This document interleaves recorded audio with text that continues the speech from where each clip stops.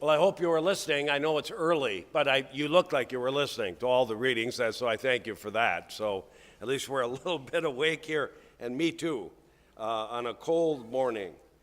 It's an interesting story. Just to recap it a little bit. Jesus returns to his hometown. He's a conquering hero. He walks in. The whole town is there. They roll out, and in this case, the red carpet for him. And they invite him to come to the synagogue, which he does. And he comes before them. You heard it. And they all praised him, it says. That's what it said. Everybody there, the whole town. We want to get his autograph. We want to get pictures with this guy. This is our favorite son, right? Isn't that how it said? This great, say yeah. Somebody say yeah. That's right. You are good. Here's what's interesting. That's chapter 4 of the Gospel of Luke, part of chapter 4. Just after that, a couple sentences down, he tells them, well, you know, folks, I am this guy Jesus and so on, and that's great. Nice to be with you again. I got some bad news for you. Some of here, your faith is weak. He says that to them. I want you to go home, grab chapter 4, read chapter 4 of the Gospel of Luke, and you'll see it for yourselves. It's real short. And it says then very quickly, after he tells them that, a couple of stories about their weakness of faith, they throw him out. They throw him out. They literally apparently grabbed him and took him out there into the cemetery, and we were going to bash his head or whatever we're going to do to this guy, whom 20 minutes before that, he's a conquering hero. Why is that? That's us. What the heck's wrong with us? Why would we do that to him?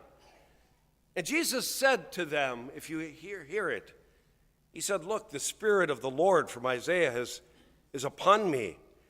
And he said, I have come to bring glad tidings to the poor. Did they not believe him? Maybe. When he said these things, a murmur might have went through the crowd. If I stood up here and said, I'm a great prophet, some you'd know better than that. But if I did, you would throw me out. I get that, and I would deserve it. But believe that or not, somebody would say, well, you know, isn't that crazy deacon from Greenville? Doesn't he work with Father Michael?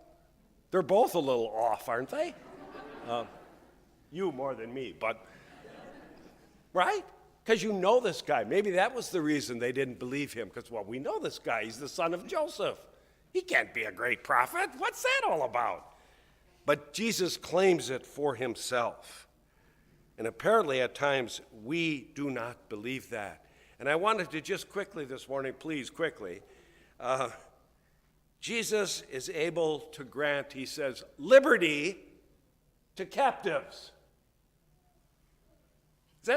Does Jesus do that? You know my story. Many of you know me. I am no great prophet. Actually, I'm a recovering alcoholic. You know that too about me. A lot of you know that. I was granted liberty from alcoholism by Christ. I can't say it any plainer to you, you young people. Christ is liberty. Liberty from sin. Freedom. Where else would I go? Where would I find liberty? Except here with Christ and with his church. There is liberty. Do you know anybody in your life that has been freed from something? I'm privileged to be part of several groups of associations, if you will, of people who may be are in the grips of some evil. All kinds of evil. You know what I'm talking about. Bad stuff. Pornographic evil, all kinds of evil that haunts the West, haunts the United States. Many of our brothers and our sisters are haunted. And I can tell you, my dear friends, the most beautiful thing is when you see somebody in the grips of sin and evil, of which I was too. I'm no one to say. But when you see that person free, liberated, How great is that? You young people, if I could give you a gift, I would give you liberty from evil and sin. I'm not able to do that, but I can at least speak about it. To be liberated by Christ is why we're here, to remain free, to beg him to keep us in his grace. And then he goes on to say that, look, I can restore sight to the blind. Doesn't he? I'm here, I'm the guy. And he does that, as his ministry showed. He actually literally cured the blind. But it's a much deeper thing than that, I think, for us especially. I live my life, I've lived many, many years of my life blind, as it were. Morally blind. Not able to see the truth. Or not able to even recognize that, look, I ought to be doing something. In my blindness, I just live as though nothing's going on. It's just happening. This last week was an interesting one in America. You all know that. I don't need to recap those events, but I would like to recap one of them for you. On January 22nd of this year, just a couple days ago, I hesitate because it's shocking to me. The state of New York, through its legislative procedures and processes, passed a bill which was, by both houses of the legislature, was approved. The Senate and the House of Representatives in New York. And the bill was subsequently signed by the governor of New York, which permits women of the state of New York to abort their children up to the very moment of birth.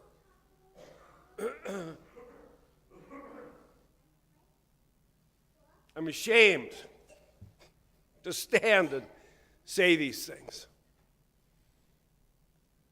The blindness of our country is becoming overwhelming to me. And I'm part of it. I'm as blind at times as everyone else. But this cannot stand. We cannot stand with Christ on the one hand. And then on the other hand, in the name of choice, say to our brothers, we can murder our children. That will not stand, my friends. It will not stand. And we, as Christian Catholics, must be the people who see the truth and speak it with love, with some kindness, but nevertheless, speak it. That's the moral blindness I think Jesus is talking about. I came, he said, to give you sight so that you can see that. You see what a great gift this is? You young people, do you see what a great gift Christ is? On my own, I'm lost. But with Christ, we see these things clearly. And they come from within us, from the Spirit of God. And then finally, Jesus says, I'm going to let the oppressed go free. And let me just quickly say on that score, I go to the prison, you know that, with the bad guys. So there's about 70 or 80 bad guys out there. When I come and I preach to them and they are looking at the clock, that's why we took the clock out there too, Father, because they're going, man, this guy's, he ever going to shut up? But whatever. My dear friends, when I'm finished there, we have a communion service with the prisoners. It's prison, Oshkosh. And they're bad guys. I get that. So am I, but they don't know that yet.